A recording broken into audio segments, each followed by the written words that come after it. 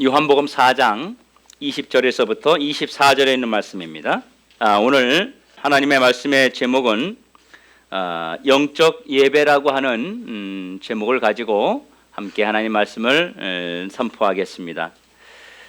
요한복음 4장은 예수님과 그 수가성 여인의 만남을 기록한 것입니다. 굉장히 말씀이 길죠. 지금 예수님과 수가성 여인의 긴 대화가 이어지고 있습니다. 그리고 예수님과의 그 수가성 여인과 긴 대화가 마무리될 쯤 돼가지고 이 수가성 여인이 아주 뜻밖의 그런 질문을 하는 것입니다. 무슨 질문을 하냐면 20절에 보니까 우리 조상들은 이 산에서 예배하였는데 당신들의 말은 예배할 곳이 예루살렘에 있다 하더이다.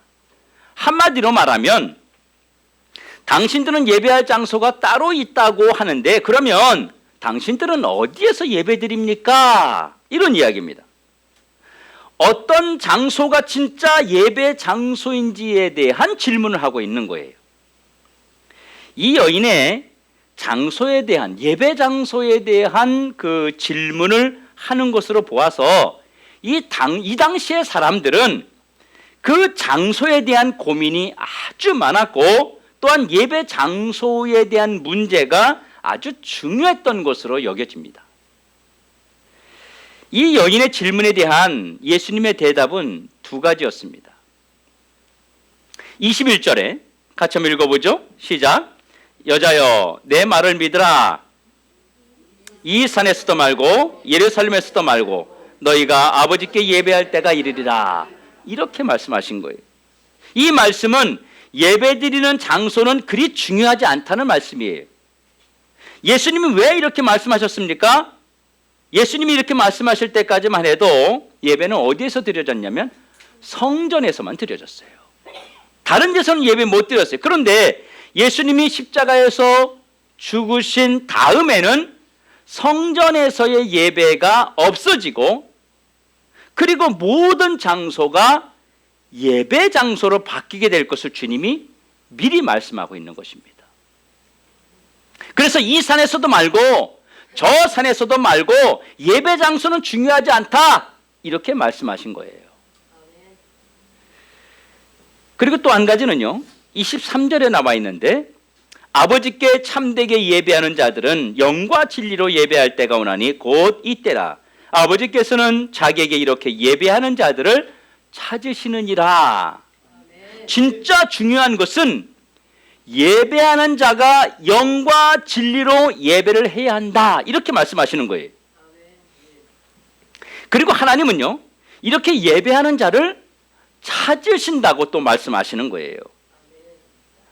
하나님께서 주목하시는 그 예배, 하나님이 받으시는 예배가 따로 있다는 것이죠. 아무 예배나 받는 것이 아니고 하나님이 받으시는 예배는 따로 있다는 거예요. 아버지께서 주목하시는 예배자는 바로 영과 진리로 예배하는 사람이라는 것입니다. 그러면 여러분 주님이 말씀하시는 영과 진리란 무엇을 말씀하는 것일까요? 영과 진리. 많은 사람들이 이렇게 말합니다. 영은 성령이고 진리는 말씀이다 이렇게 이야기합니다.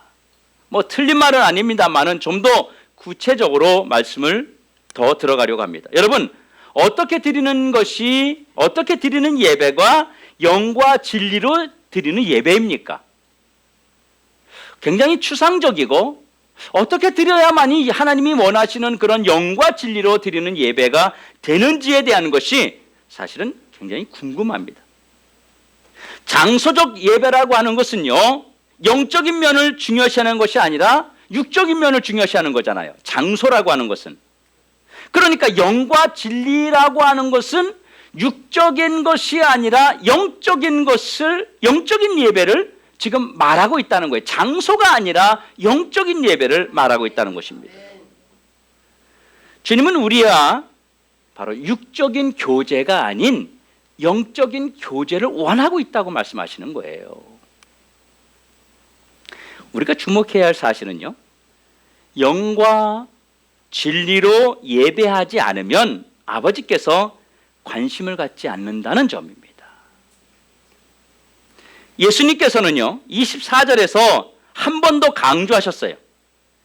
하나님은 영이시니 예배하는 자가 영과 진리로 예배할지니라. 영과 진리로 예배해야 된다는 것을 거듭해서 강조하고 있는 것입니다. 여러분, 오늘 말씀은요 조금 딱딱할 수가 있어요. 왜냐하면 이 예배 가운데 우리가 예배에 대한 것을 한 번쯤은 우리 성도들에게 함께 말씀을 나누어야 되겠다, 이런 마음이 들어서 도대체 예배가 어떤 것이냐에 대해서 조금 한 번은 우리가 설교를 들어야 되지 않겠는가 싶어서 오늘 이 말씀을 준비한 것입니다. 이 수가성 여인은요 영과 진리로 예배하라는 그 예수님의 말씀을 제대로 이해했을까요? 그러면 여러분들은요 이 영과 진리로 지금 예배를 드리고 있습니까? 영과 진리로 드리는 예배는요 구체적으로 그러면 어떤 예배입니까? 여러분, 이거 설명할 수 있겠어요? 여기서 예수님이 말씀하시는 영과 진리라고 하는 그 예배는요 형식과 의식이 아니에요. 어떤 형식을 말하는 것도 아니고 의식을 말하는 것도 아니에요. 예배는 형식과 의식이 아니기 때문에 장소적인 것, 시간적인 것이 아무것도 중요하지 않다고 말하는 것입니다. 하나님은 영이시니 예배하는 자들이 영과 진리로 예배하라는 말씀은 예배는 하나님과의 영적 교통이 있어야만 한다는 의미를 주고 있는 것입니다. 여러분, 예배에 참여한 자들이요 그 시간, 그 장소에서 하나님과 살아있는 영적 교제를 나누는 시간이 바로 예배 시간이에요. 영적 교제를 나누는 게 예배 시간이에요. 그 교제는 영적 교제, 즉 예배자와 하나님 간의 1대1의 영적 교통을 말하는 것입니다. 하나님께서는 이런 예배를 바로 이런 예배를 드리는 예배자를 찾으시고 그에게 합당한 은혜를 주신다는 거예요. 주님이 예배에서 정말로 중요하게 여기시는 것은 바로 하나님과의 교통, 교제라고 하는 것입니다. 여러분, 교통과 교제는요 일방적인 것입니까? 아니면 쌍방적인 것입니까? 쌍방적인 거죠. 교통한다, 누구와 마음을 나눈다 하는 것은 혼자만 하는 게 아니고 서로가 연결이 되어야, 서로가 주고 받아야 가능하다는 거예요. 내가 무엇을 주고 그 사람이 또 무엇을 주어서 내가 또 받고, 이것이 교통이라고 하는 것이죠. 우리가 드리는 예배의 순서 속에는요 두 가지의 요소가 있습니다. 두 가지 요소가 있어요. 우리가 하나님께 올려드리는 상향적 기능의 예배가 있고요, 또 하나는 하나님께서 우리에게 임하시는 하향적 기능이라는 게 있습니다. 그래서 우리가 하나님께 올려드리고 하나님께서는 우리에게 임재하시는 이런 소통이 있는 예배가 영과 진리로 하나님께 예배드리는 그런 예배라는 것입니다. 예배를 통해서 하나님과 교제하고 교통하기 위해서 적극적인 그 예배자의 자세가 필요하다는 것입니다. 그래서 예배 순서를 보면요 하나님께 내가 올려드리고 하나님께서 나에게 또 임재하시고 또 올려드리고 또 임재하시고, 이게 반복되는 거예요. 하나님께 나아가는 상향적 기능의 그 예배, 그 첫 번째가 뭐냐면 기도입니다. 기도. 여러분, 기도가 뭐예요? 기도는요 하나님께 나아가는 수단입니다. 기도는 그 시간에 하나님과 내가 커뮤니케이션 하는 것이에요. 우리의 문제를 아뢰고 하나님의 응답을 기다리는 시간이 바로 기도 시간입니다. 기도는요 목적적으로 해야 돼요. 그냥 막 중구난방하는 것이 아니고요, 지금 치유해달라고 기도하는 것인지, 아니면 물질의 간구를 원하는 것인지, 아니면 복음 전파를 하기 원하는 것인지 분명한 그런 목적적으로 기도를 해야 한다는 것입니다. 그래서 나라를 위해서 기도한다든지 이렇게 뭔가 분명해야 된다는 거예요. 특히 예배 시간에 드리는 그 기도는요 공적 기도라 그럽니다. 우리 대표 기도 그러잖아요. 대표 기도. 그게 공적 기도예요. 그 공적 기도는요, 모든 성도들의 그 회중을 대표해서 하는 그 기도자의 모습을 가져야 되는 거예요. 그래서 공적 기도는요, 사적 기도를 넣으면 안 돼요. 제가 예전에 어느 교회 있을 때 그 어느 분만, 어느 장로님만 나와서 기도하면 꼭 사적 기도를 하는 거예요. 하나님 제가요 이러면서 사적 기도를, 그 본인의 얘기를 기도를 하는데 우리가 아멘 할 수도 없고, 참 그 사적 기도는 절대 하는 거 아닙니다. 공적 기도를, 모든 사람들을 대표해서 기도하는 거기 때문에 개인 기도를 절대로 하면 안 되는 것입니다. 그래서 공적 기도는요, 교회의 복음 운동을 위해서, 성도들의 삶의 그 영적 진보를 위해서, 나라와 민족을 위해서, 그리고 설교자와 은혜를 간구하는 심정으로 기도하는 것이 공적 기도입니다. 그리고 이 공적 기도는요, 2분 30초를 넘으면 안 됩니다. 2분 30초를 넘어가면 다른 시간들이 짧아지고, 그리고 기도의 집중력이 떨어지게 됩니다. 나중에는 무슨 기도를 했는지 정확하게 분별이 되지 않아서 2분 30초를 넘기지 않도록 기도해야 돼요. 그리고 대표자의 기도는요, 누구의 기도와 똑같습니까? 내 기도와 똑같다는 그 의식이 있기 때문에, 그리고 그래서 우리는 기도할 때, 대표자가 기도할 때 아멘으로 화답하는 겁니다. 두 번째는 찬양입니다. 이 상향적 기능 예배는 두 번째가 찬양인데, 우리가 하나님께 드리는 찬양은 여러분 무슨 수단이에요? 어떤 사람은요, 찬양은 곡조 있는 기도다 이렇게 이야기하는데, 사실은 곡조 있는 기도의 요소는 가지고 있지만 기도는 절대 아닙니다. 기도는 절대 아닙니다. 찬양의 가장 큰 목적은요, 하나님을 기쁘시게 하고 경배드리고 높여드리고 하나님의 영광을 찬양하는 거예요.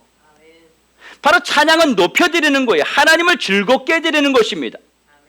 그래서 계시록에 24장로들이 하나님의 그 보좌 옆에서 찬양을 드리고 있다는 게 바로 그런 겁니다. 그분에게 영광을 돌리고 있는 거예요. 또 우리가 하나님께 드리는 상향적 기능 중에서는요, 신앙 고백이 있습니다. 신앙 고백을 우리 사도신경을 하잖아요. 그 이유는 뭐냐면 공인된 신앙 서약이란 얘기예요. 신앙 서약. 사도신경은 기도가 아닙니다. 그래서 사도신경은 눈을 뜨고 해도 괜찮습니다. 원래는 사도신경은 손을 들고 선서하듯이 해야 더 정상인 것입니다. 왜냐하면 내 신앙을 고백, 말 그대로 신앙 고백이, 사도신경 신앙 고백이기 때문에 내 신앙을 고백하는 거예요. 그래서 사도신경은 나는 하나님을 향해서 이렇게 믿습니다, 그렇게 하는 고백이에요. 또 하나는 자기의 그 신앙, 자기의 믿음을 자증하는, 즉 자기 스스로가 자기 신앙을 증거하는 것이기 때문에 이것을 많이 고백할수록 좋습니다. 그리고 또한 신앙 고백은 신앙 강화에 효과가 있습니다. 내가 믿는 교리를 정확하게 고백함으로써 매 시간 나를 바른 신앙자로 드리고 하나님께는 신앙 고백이며 나에게는 신앙 다짐이 되는 것이 사도신경입니다. 여러분, 저도 이제 젊을 때 그 영업사원을 해봤습니다. 영업사원 해보면, 보험은 안 해봤어요. 영업사원, 책 파는 보험 그것도 해보고, 브리티니카 백과사전 영업사원도 해보고 해봤는데요. 그 하면 아침에 조회 시간에 뭐예요? 모여가지고 무슨 막 소리 외치고 뭐 하자 뭐 이런 어떤 구호를 막 외치잖아요. 그게 뭐예요? 하나의 자기들의 목적과 목표를 설정해 놓고 그것을 이루기 위해서 하는 거거든요. 바로 신앙 고백이 내 신앙을 바로 고백하면서 내 신앙을 바로 세우기 위해서 다짐하고 고백하는 것을 반복하는 것입니다. 또 다른 상향적 기능은요, 봉헌입니다. 헌금입니다. 이 헌금은요, 제사 드릴 때 제물 드리는 것을 헌금으로 대신하는 것입니다.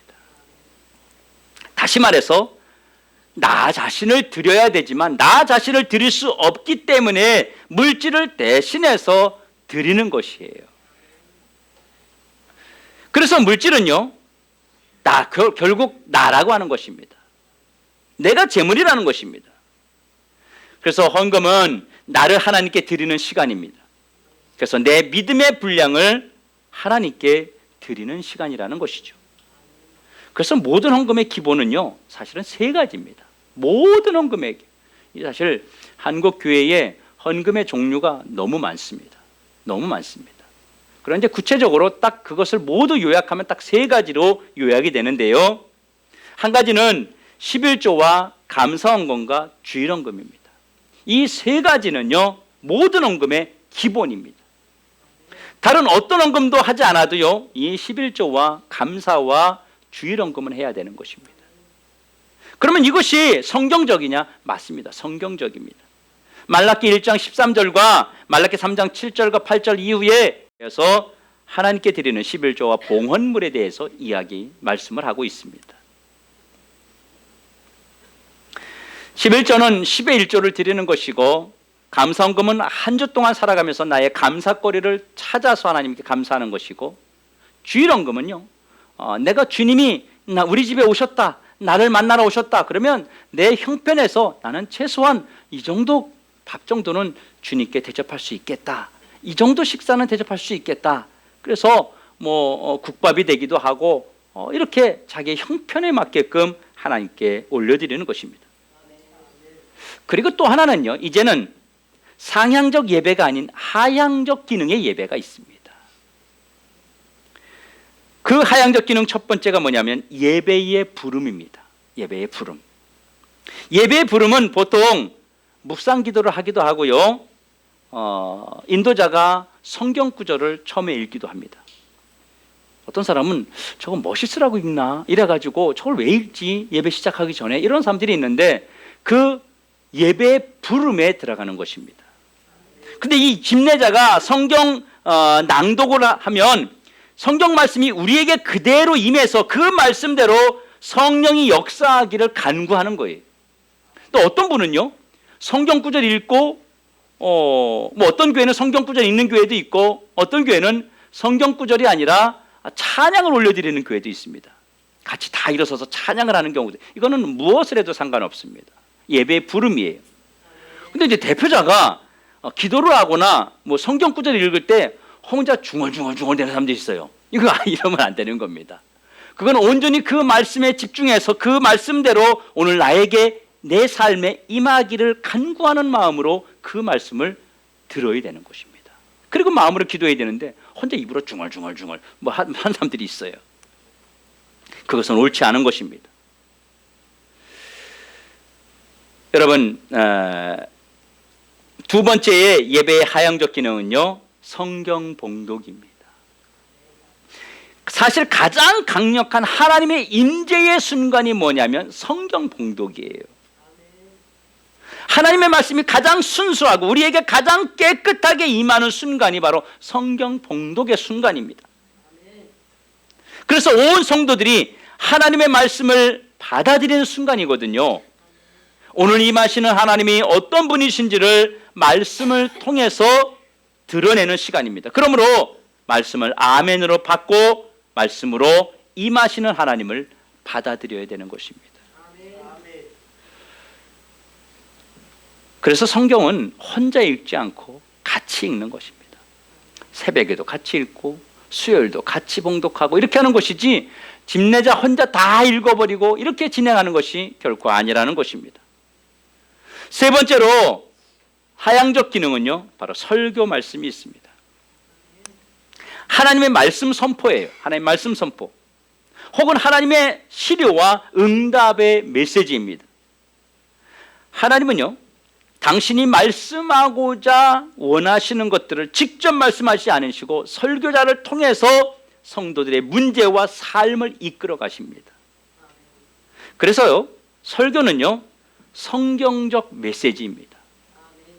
설교자가 성경 안에서 감추어진 하나님의 목적과 그 심정을 전달할 때에 성령님께서 각 사람에게 역사하셔서 자기 삶에 그것이 각자가 적용되는 거예요. 나는 이것으로 말씀을 전했는데 사람마다 다 받는 것이 다 삶에서 적용하는 것이 다 달라요. 어떤 분은 이 부분의 은혜를 받고 이건 나에게 주시는 말씀이다 듣는 사람이 있는가 하면, 어떤 사람은 저 말씀에서 이거 하나님이 나에게 주시는 말씀이다 라고 은혜 받는 사람이 각자 다르다고 하는 거예요. 그래서 그것은 누가 역사하느냐? 성령이 역사하신다는 겁니다. 그래서 하나님이 역사하시기 때문에 그런 결과가 나타나는 것입니다. 아무리 많은 사람이 각기 다른 상황 속에 있어도 성령님은 각 사람에게 필요한 대로 적용해서 나타나신다는 거예요. 그러므로 하나님의 말씀을 받는 자세가 우리에게 중요합니다. 하나님의 말씀을 우리는 경청해야 됩니다. 깨어서 들어야 되는 거예요. 왜냐하면 하나님께서 나에게 필요해서 주시는 말씀이기 때문에 그렇습니다. 여러분, 설교자의 음성을 사람의 음성이 아닌 하나님의 음성으로 듣고 아멘 하면 성령님의 능력이 임하신다는 것입니다. 나에게 주시는 메시지로 들을 때 거기서 역사가 일어나게 됩니다. 나의 모든 영적인 문제의 해결이 바로 설교 시간에 이루어지게 됩니다. 문제 해결도, 신앙 성장도, 구원의 확신도, 모든 영적인 일들이 바로 설교 시간에 이루어지는 것입니다. 설교의 은혜를 받지 못하면 여러분 안 돼요. 절대 안 됩니다. 교회에서 일꾼 세울 때요, 기도 많이 한다고 일꾼 세우는 거 아니고요, 헌금 많이 한다고 일꾼 세우는 거 아닙니다. 담임 목사 설교에 은혜 받는 사람을 세워야 되는 것입니다. 여러분, 더드림교회에서요, 저와 함께 신앙생활 하시려면 담임 목사 설교에 무조건 은혜 받으셔야 됩니다. 은혜 받으셔야 돼요. 그렇지 않으면요, 신앙생활이 괴로움으로 변해버립니다. 절대적입니다. 이건 다른 것 다 덜 해도, 다른 것 부족해도 담임 목사 설교에 무조건 은혜 받기 노력하셔야 돼요. 그래서 은혜 받기 위해서 토요일날 좀 일찍 주무시고요, 은혜 받기 위해서 정신을 똑바로 차리고요, 은혜 받기 위해서 다른 잡생각들을 다 끊어버리고 하나님께 다 맡기는 삶이 필요한 것입니다. 은혜 받지 못하면요, 모든 것이 불만과 불평스럽게 여겨집니다. 기쁨이 없어요. 그래서 사람들에게 자꾸 불평과 불만을 털어놓게 되면 사람들에게 이간질을 자꾸 시키게 되죠. 결국은 모든 것에 은혜를 받지 못하니까 어떻게 됩니까? 죄를 짓게 됩니다. 물론 성도가 은혜 받지 못해도 그냥 있어도 괜찮아요, 이 목사 입장에서는. 그런데요, 그렇게 목회하면 안 되잖아. 영혼이 죽어가고 있는데요, 죄를 짓고 있는데요, 그 영이 살아나는 것이 아니라 죽어지고 있는데 어떻게 그냥 놓아두냐고요. 물론 환경이 어려워서 여러 가지 이유 때문에 6개월, 당분간 몇 주, 아니 한 달, 두 달 은혜 못 받을 수는 있습니다. 그런데 그 은혜 못 받는 기간이 6개월이 되고 1년이 됐다? 죄송하지만 교회 떠나셔야 됩니다. 은혜 받는 교회로 가셔야 돼요. 가셔야 돼요. 그냥 있으면 고맙지만 그 영혼을 위해서, 그 성도를 위해서 보내야 돼요. 가서 은혜 받으셔야 돼요. 은혜 받아야 영혼이 살아납니다. 억지로 붙잡아 놓고 싶지 않습니다. 억지로 붙잡아 놓고 그냥 자리에 앉혀놓고 그러고 싶지 않습니다. 영혼이 죽어가는데 어떻게 그 꼴을 보고 앉아 있습니까? 그렇게 목회 못합니다. 무조건 여러분 은혜 받기에 집중하셔야 됩니다. 그리고 네 번째 하향적 기능은요, 축도입니다.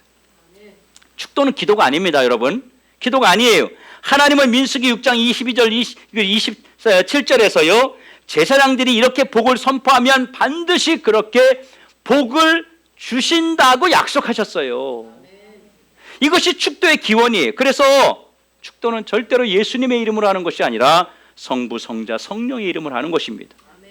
물론 사도 바울이 신약에 와서 고린도서 13장 13절에 신약적인 그런 축도를 했지만 두 개 다 어느 구조를 사용해도 사실은 무방합니다. 상관이 없습니다. 여러분, 그리고 왜 설교자가 예배를 마무리하고 마지막에 손을 들고 기도하겠습니까? 그리고 일반 기도와 축도는 무엇이 다를까요? 일반적인 기도는 예수님의 이름으로 마치지만 축도는 바로 성부, 성자, 성령의 이름으로 복을 빌고 기도를 마무리합니다. 이것이 뚜렷하게 다른 점이에요. 그리고 목사가 손을 드는 것은 한 사람 한 사람 다 머리에 안수할 수 없기 때문에 하나님께서 손을 들고 할 때 모든 사람에게 안수하는 것처럼 그렇게 역사하신다는 것입니다. 그래서 아론이 바로 구약에서 민수기에서 이스라엘 백성들을 위해서 기도하고 축복 기도할 때 손을 들고 기도하는 것입니다.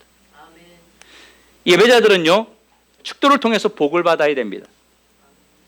하나님은 하나님께 예배함으로 하나님과 살아있는 교제를 나누고 그리고 돌아가는 자에게 안수하여서 복 주심으로 그들의 내일을 열어주시는 것입니다. 아멘. 내가 하나님께 바르게 나아갈 때 하나님도 나에게 바르게 찾아오셔서 예배를 통해서 하나님과 내가 영과 진리로 교제를 하게 될 때에 그 예배가 영과 진리로 드리는 예배가 되는 것입니다. 사랑하는 성도 여러분, 이렇게 예배는요, 상향적 기능과 하향적 기능을 통해서 하나님과 예배자인 내가 살아있는 교제와 교통을 누리는 시간입니다. 일방적인 예배는요, 영과 진리로 예배를 드리는 예배가 아니라는 것이죠. 주님과 내가 교통, 교제, 만남, 대화 이런 예배가 되어야 되는 것이에요. 예배는 여러분 거만한 자세로 또 거만한 마음으로 구경하듯이 그렇게 예배 드리는 것은 영적 예배라고 말할 수 없습니다. 또 가만히 앉아서 그냥 끌려다니는 예배 있잖아요. 찬양할 때 찬양도 안 하고 입 다물고 있고 뭐 이렇게 그냥 가만히 그렇게 끌려다니는 예배는 영과 진리 예배가 아닙니다. 찬양할 때는 입을 열어서 찬양해야 돼요. 예배는 지루하고 힘든 시간이 결코 아닙니다. 적극적인 참여와 매 순간 하나님과의 나눔이 있어야 된다고 하는 것입니다. 사랑하는 성도 여러분, 참된 예배자로 우리 다시 일어섭시다. 그러려면 자신을 드리는 예배가 되어야 됩니다. 이 모든 예배의 가장 중요한 것은 내가 이 예배에 제물처럼 드려진다는 그 사실이에요.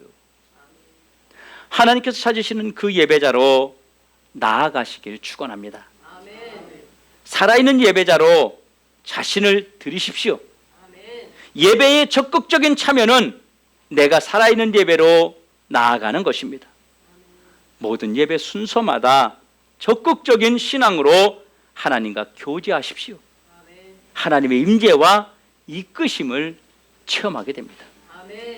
그리고 예배의 방해 요소를요, 제거해야 돼요. 나를 제물로 드리는 예배에 방해 요소가 있습니다. 하나님께 제물로 나를 드리는데 그 방해 요소가 있어요. 사실은 가장 큰 방해 요소는 사실 나 자신입니다. 졸음, 무기력, 무관심, 산만함, 그리고 소극적인 태도와 형식, 나를 깨트려서 영과 진리로 예배하는 자리로 나아갈 수 있어야 한다는 것입니다. 아멘. 여러분, 하나님께서 이렇게 예배하는 자를 찾으신다고 말씀하셨어요. 찾으신다고. 본문에서 이렇게라는 것이 중요한데요, 하나님은 상향적 기능과 하향적 기능을 통해서 소통하는 자에게 하나님께서 응답을 주시기 위해서 찾으시는 거예요. 이렇게 예배하는 자를 찾는다고 하는데 그냥 찾는 게 아니고 왜 찾아요? 응답해 주기 위해서, 우리의 그 기도와 우리의 문제에 응답해 주기 위해서 찾으신다는 것입니다. 예배 장소에 앉아 있다고 해서 되는 것이 아닙니다. 예배자의 문제 해결과 그 앞길을 여심으로 복을 주신다는 것입니다. 사랑하는 성도 여러분, 예배의 그 감격에 빠지는 여러분 다 되시기 바랍니다. 예배의 감격에 빠져야 돼요. 예배 전에 찬양할 때부터 그 감격에 빠져야 돼요. 그리고 기도할 때도 감격에 빠지고요, 사도신경 할 때도 나의 신앙을 정말 고백하면서 입술로 그냥 외워서 하는 것이 아니라 거기에 나의 마음과 나의 신앙을 담아서 고백하는 그런 감격이 있어야 되고요, 말씀을 들을 때에 주의 음성이 나에게 들리는 것처럼 하나님이 나의 삶을 지금 터치하고 계시는 것처럼 그렇게 감격이 있어야 되는 것입니다. 여러분, 예배가 이벤트성으로 빠지면 지루하지는 않습니다. 그러나 하나님이 원하시는 그런 예배는 결코 아니라는 것입니다. 하나님이 찾으시는 그 한 사람, 그 예배자의 주인공이 여러분이 다 되시기 바랍니다. 온전한 예배를 드림으로 하나님께서 응답해 주기를 위해서 찾으시는 그 한 분이 우리 모두가 되기를, 아니 이 자리에 앉아 있는 내가 되기를 주님의 이름으로 축원합니다. 기도하겠습니다.